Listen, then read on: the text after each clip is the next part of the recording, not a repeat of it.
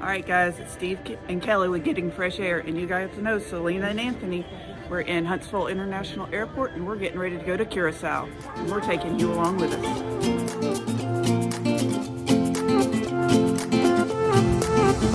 A new place, a new home, for a while, let me feel alive. Nothing to hold me back, take my time, just enjoy the ride. A new man passing by, life is good, best I've ever felt. Get me up, somewhere new, somewhere I can find myself.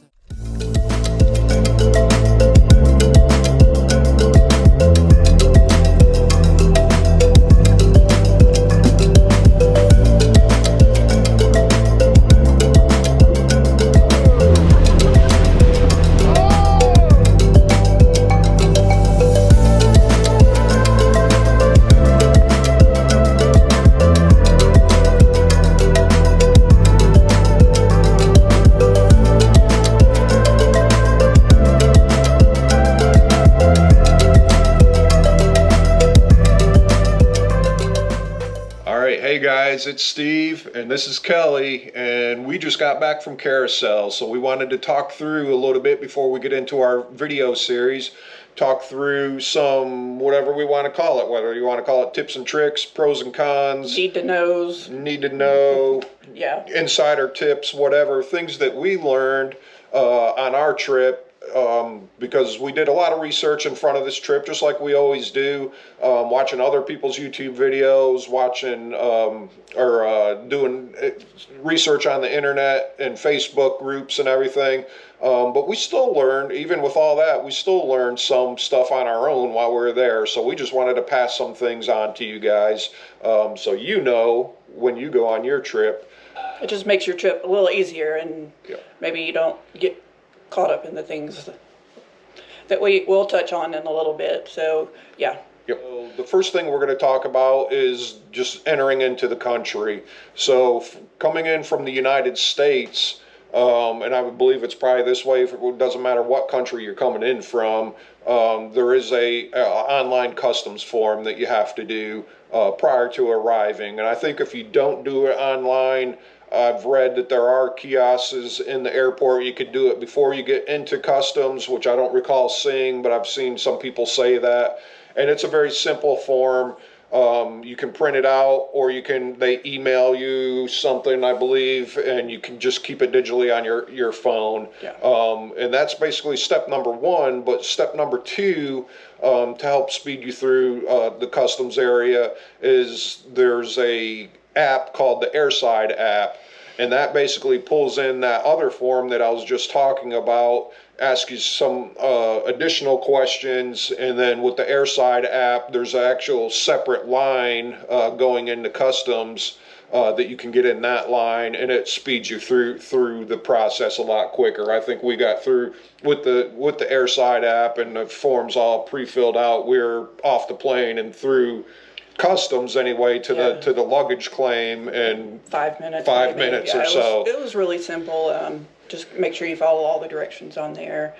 I know for me, I forgot, like there was like one last step that you had to do at the end of it that I didn't do, but it let me do it right there. That, you know, when you kind of went to scan it, it wouldn't pull me into the system, but I just updated it right there and finished that last step, and we went right through. Yep. So, and just to let you know, everything we're talking about, if there's a website that's related to it, like the website for the forms or a link to the Airside app and stuff, we'll put all that stuff down in our description, so you can go check that out at your leisure as you're doing your planning. Another thing to be aware of on the customs side, and this is more if you're like for us, we brought the drone into country, and you know, because the drones, you know, aviation related and everything, a lot more countries are getting restrictive, just like the United States, on drone use. So we had to do a little bit of paperwork up front to get the drone into the country, because again, on some of the forums that we were looking at as we were planning our trip. It talked about people getting their drones confiscated as they went through, customs and immigration and everything, because they didn't have the proper forms filled out and everything. So there's basically two forms if you're bringing a drone into country. One of them is with the, what does it say here? The Regulatory Authority of Curaçao, and it's a simple form. Again, I'll put a link down to this form down in the description, but it's basic information about your drone, yourself, and it does have your passport number on there because I think they send this to customs. They never asked for the form when we went through customs, even though I had the drone in my backpack in my carry-on. But if they came across your drone and you didn't have this form filled out, they say that supposedly they confiscate drones. So you send in that form, and literally within 24 hours, I had the form back stamped from the people in Curaçao there, and that was good to go. So that's kind of step one. And then step two is with the Curaçao Aviation Authority, kind of the CAA, kind of similar to the FAA in the United States or whatever, is basically a remote pilot operations registration form. And this is basically almost the same exact information you put on the other form, just you're sending it to the CAA to say, hey, I'm going to be flying my drone in Curaçao. So again, talking about the CAA, if you go to their website, they have a good map of the small island, and there's a lot of no-fly areas for drones on that map. And then also when we were there, a lot of the beaches we went to had signs out, no drones and all that stuff. So just be aware of where you're flying. Just because you got your drone in country, you should be letting the CAA know where you're flying and all that type of stuff, and just be aware of the no-fly areas. One thing that we did experience also is it was on our trip in the end of January, beginning of February 2025, it was very windy. So on top of that, of all the no-fly zones and everything, even when we wanted to fly in areas that I believe we could fly, it was very windy down there, so we opted not to fly. So, but we did get some drone footage, but not probably as much as we wanted. So. Yeah, specifically when we went out to Klein Curaçao, yes, it was super windy out there, and there would have been probably no way we could have flown the drone there without losing it or it getting damaged. So yeah, and a lot, like Steve said, a lot of the beaches, we never saw anybody with a drone to get it taken away. So, but there were a lot of beaches that just didn't want you to do it. Yeah. Kind of being, I guess, just being respectful of everybody else there and not flying a drone. Yep. So next we're going to talk about the rental car, and you definitely, unless you're staying at an all-inclusive resort there in Curaçao, you definitely need a car. It is not really walkable, and there's not any taxis down there. We rented from the airport. I guess do your research. We have the Delta app, and we do a lot through Delta, so we got a pretty good deal renting the car through Delta at the airport. I know there were a ton of places that you could rent from separately, like individual places, but we just got out from budget at the airport. It was it was a smaller SUV. Yep, which worked for the four of us and our luggage and everything. It was tight on move days when we had all the luggage and all four of us in there, and groceries. But on normal day to day where we didn't have to tote the luggage around everywhere, it was perfect for us. Yeah. And the airport itself, like Kelly was saying, we got it through budget, but all the normal U.S. Rental agencies are there at the airport. Yeah. I mean, Hertz, obviously budget, Enterprise, I think Sixth was there. And then there's a lot of local places off airport that we've seen a lot of people recommend too on the on some of the carousel travel sites. So and most of those places they would come pick you up at the airport. You just tell them when you would be there, and they'd come pick you up from the airport. And also another thing about, I guess just driving in general down there, I think all the gas stations that we encountered, they were cash only, so you have to be aware of that. Just when you go to get gas, they don't, have card readers. They don't take credit cards, debit cards, any of that. So you have to have either. They take American cash, but I think we just got Curaçao dollars and used that for paying for the gas. Yeah, and I think the two or three different gas stations that we used throughout our trip, like Kelly said, they are cash, but they had ATMs right there. Yeah. They didn't have card readers where you could do a credit card right at the pump, but there were ATMs at the gas station, so you could get that cash out just to hand it back over for your gas. Yeah. Yep. And I think maybe one of them had an app that you could go through and pay through, but our banks weren't linked to that app, so I don't know if it was just like a Curaçao thing that, from the banks there. The road conditions were, they were not great, but they really weren't as bad as what we had thought they would be. I guess, especially coming from, when we were in Isla Mujeres, the roads were bad down there. But they weren't bad. I think all the different islands we've been to, thinking about Jamaica, even St. Lucia and stuff, I guess it's typical Caribbean islands. The roads are okay, but they weren't that bad. Yeah. And the only, and this is what we kind of touched on earlier, learning a lesson from us, especially when you are in downtown Willemstad and any of those kind of cities right outside of the bigger cities right outside of it, pay attention to the parking. They don't put no parking signs on every street. They kind of put them in a corner, and you're supposed to know that from this small sign on a corner 2 blocks back that way that you're not supposed to park there. So we went into a coffee shop, and we got booted in the 30 minutes that we were inside this coffee shop, and there were about 5 cars right there together that everybody got booted, and they, we were trying to stand there and kind of argue, and not really argue with them, but just kind of like, hey, we had no idea. There was no way for us to know, and they were like, well, yeah, there's a sign on that corner, literally 1 street back and 1 street over, and you were just supposed to know that meant no parking there, or you had to pay to park. Yeah.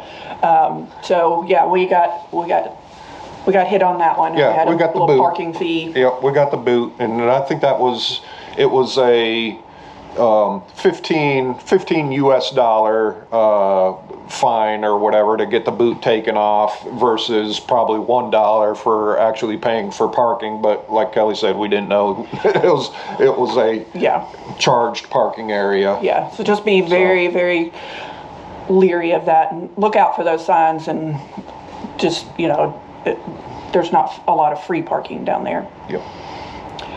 So next we're going to talk about the grocery stores.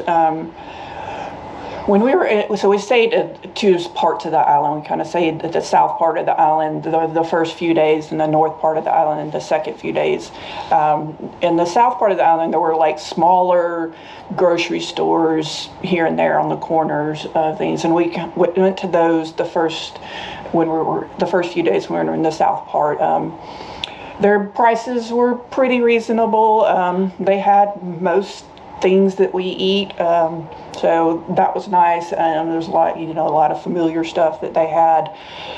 We did go to one big grocery store, and that was really nice. And we did that, when we moved from the south part to the north part of the island. We hit a big grocery store, so there are bigger ones. And it was a really nice grocery store too. Yeah, it was Really modern. nice. It was in a mall. It was modern.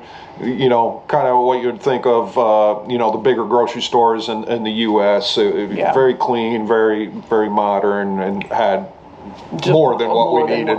Yeah. So if you're, you don't like the little smaller mom and pop kind of grocery stores, there were. you know, bigger grocery stores, you just had to kind of do your research and look for them. Yep. Okay, another thing we wanted to talk about is power outlets. Okay, so again, this is, you know, Caribbean island that's overseen by the Kingdom of Netherlands, or however it's put. So you kind of have that mix of some U.S. style outlets and European style outlets, and it's just a matter of where you are. So depending on, we stayed in Airbnbs. I've seen on some of the travel forums that depending on the resorts or the hotels, you know, what style outlets they have and everything. But just a safe bet or whatever is having the power, and this is a power, or excuse me, a plug adapter. Okay, so whether it's a 3-prong system or these with just the 2 prongs, these are very cheap. You can find them at Walmart, Target, a lot of the different places in the travel section. Sometimes they're in the electrical area, but they're very cheap, and that's all they do. They're plug adapters, so they adapt that plug to your US plug if you're coming from the United States. And many of the items, many of your electronics, your phone, your smartwatches, your iPads, your laptops, your cameras, anything that's using a USB style cable to charge those batteries in that system there, do not need a power adapter. So there's 2 different things. There's a plug adapter and a power converter, really. So USB stuff does not need a power converter. You just need a plug adapter. Things that need a power adapter, if you're bringing stuff from the United States, are things like a hair dryer, your curling iron, a fan, a toaster oven, any of that type of stuff that is either producing heat or has some sort of electrical motor in it. That's where you're going to need power adapters versus just a plug adapter. So just keep that in mind. If you're just bringing phones, watches, iPads, or tablets, whatever, that type of stuff, you just need a plug adapter. I think, like we said, when we were down on the south side of the island, the Airbnb there had a mix of both the European style plugs and the American style plugs in that Airbnb. When we were at the Airbnb up on the north side of the island, it was all American style plugs, so we don't have to worry about it up there. We also just kind of, I messaged the owners of the Airbnb and asked them ahead of time what outlets they had. We did run into, like,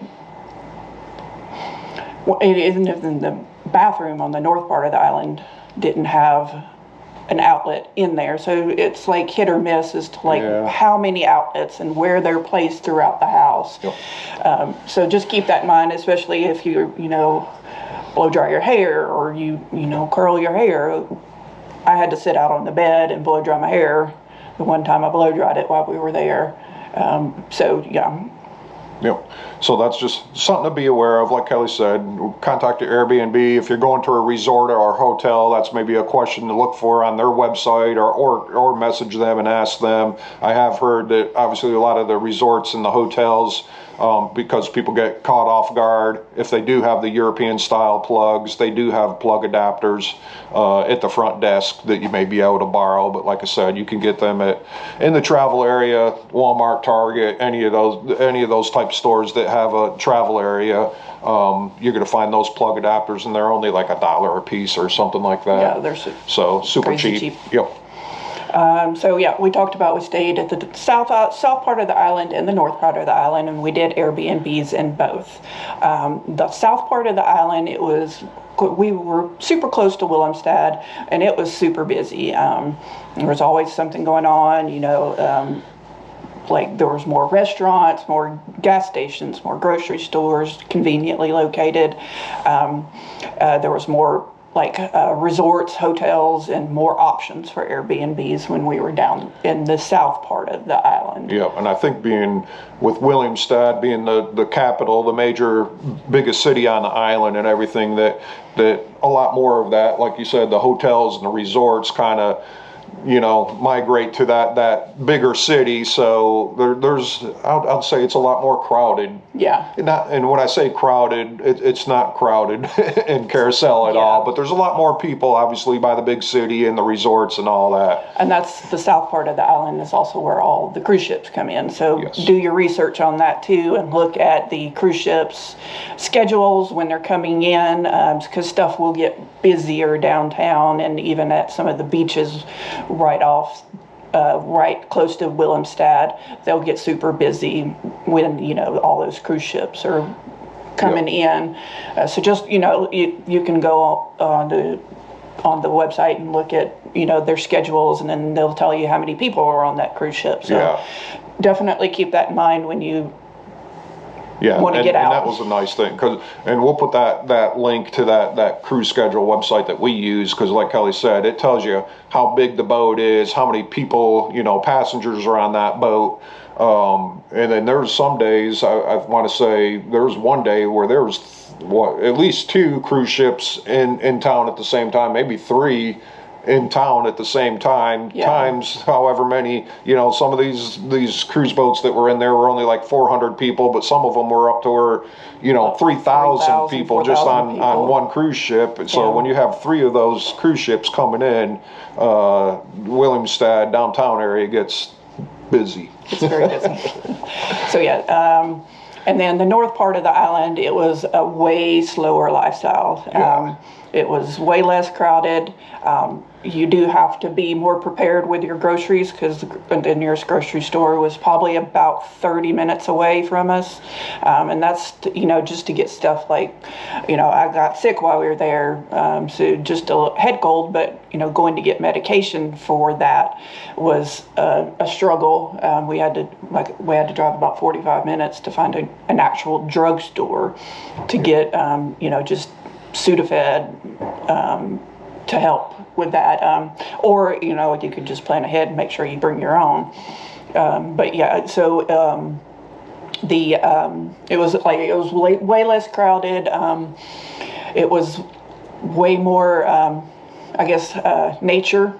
Yes. It's like more trees, just way more green than the south part of the island, which was, is just more hustle and bustle.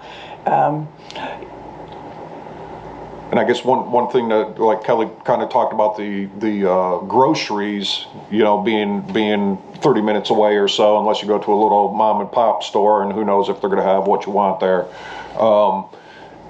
Gas also. I think the closest gas station was kind of the same thing. The closest gas station was 30 minutes away. So that's one of those things just to be aware of, if you're going up to the north side of the island, to just pay attention to your gas, because if you get low on gas, you got to make that 30 minute trip down to mid-island area to get to a gas station to fill back up. Yeah.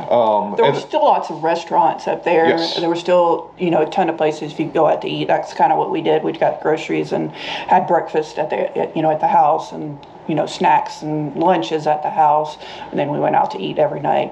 And that was, there was plenty of restaurants up there. Some of them you do have to have reservations for, so just if you want to go. But we also made reservations while we were there. Yes. When we decided, so it was like maybe 2 or 3 days that we made those reservations. Yep. And then just talking about less crowded, I think obviously there's a lot more Airbnbs. I wouldn't say a lot more, but there's mainly Airbnbs on the north side of the island. I think there was a few smaller hotels, but I don't think we came across any resorts on the north side. I think all the bigger name, all-inclusive resorts are all down on the south side of the island. You just had some smaller hotels, beachside, waterfront, small hotels, and then just a lot more Airbnbs on the north side. So, which we really enjoyed that, because it was, like we said, it was just less crowded, just a lot more laid back, and enjoying the beaches and the water and everything. Yeah. So. I'm a big sea glass hunter, so there was a ton of sea glass down there, a ton, and there was not as many seashells. That we found a few, but not as many as we found in, say, Jamaica or St. Lucia or Costa Rica, we found more shells there, but there was a ton of sea glass down there, and you could just walk on the beach and there's just piles and piles of it. So that was kind of cool. We enjoyed that. Also, be sure to bring your water shoes, because getting in the water, even just walking on the beach. So there were some sandy beaches, but just it's coral, or a lava rock, and it's just right there as you're walking in, trying to get into the water. It was a lot of times where you just had to be real careful. So. Yep. No, that's a very good point. That water shoes are for highly recommended for the majority of the beaches there. Yeah. So, all right. So I think that's kind of wrapping up of some of our lessons learned and what we learned on our trip, and hopefully passing information on to you. Again, remember, we'll put links down in the description for all the various things we talked about, so you can find that and get some more information on your own. And then we'll roll into this series. I think we've got a bunch of different videos planned. Whether we've got walkthroughs of both the Airbnbs that we had, obviously lots of beaches. We did a lot of snorkeling, a little bit of scuba diving. We went to both the national parks there, so a little bit of hiking and whatnot. Yep, and just walking around downtown Willemstad. Yep. So we did that. I think on our last day we hit that up and just walked around down there, and then our trip out to Klein, Curaçao. Like how we got out there, because it's a day trip, and we were on a catamaran that went out there, and so just all the information on that. Yep, so a lot of videos to come on our carousel thing, so we hope to see you following along. If you have more information that you may have found on your trip, or if you're planning a trip and you have some questions that we didn't cover, just throw them down in the comments, and we can try to answer it if it's something that we came across, or if you have a tip for somebody else, just add that to the comment too, because we try to remember as much of the things we could, but we may not have hit everything. Yep, and I just thought of something. So it is a European country, or European owned, or whatever, however they state that. So smoking is a thing down there. Oh yeah. And as Americans, we have restricted places where you can smoke, like not inside, not restaurant, but they will. So just be aware of that if you are allergic to smoke, cigarette smoke and stuff like that. That you can smoke anywhere. They're just everywhere. Yeah, I didn't even think about that, but yeah, I know that was something that we did comment about while we were there, that you'd be in a restaurant and people are just smoking all around you at the restaurant and everything. So good point. So all right, well, this wraps this up, and we'll get those other videos rolling too, and we hope to see you out there getting fresh air. Bye. Consider subscribing to our channel for other videos on camping and overlanding, international travel, how-to videos, hiking, snorkeling and scuba, off-roading, canoe and kayaking, and other adventures. And we hope to see you out there getting fresh air.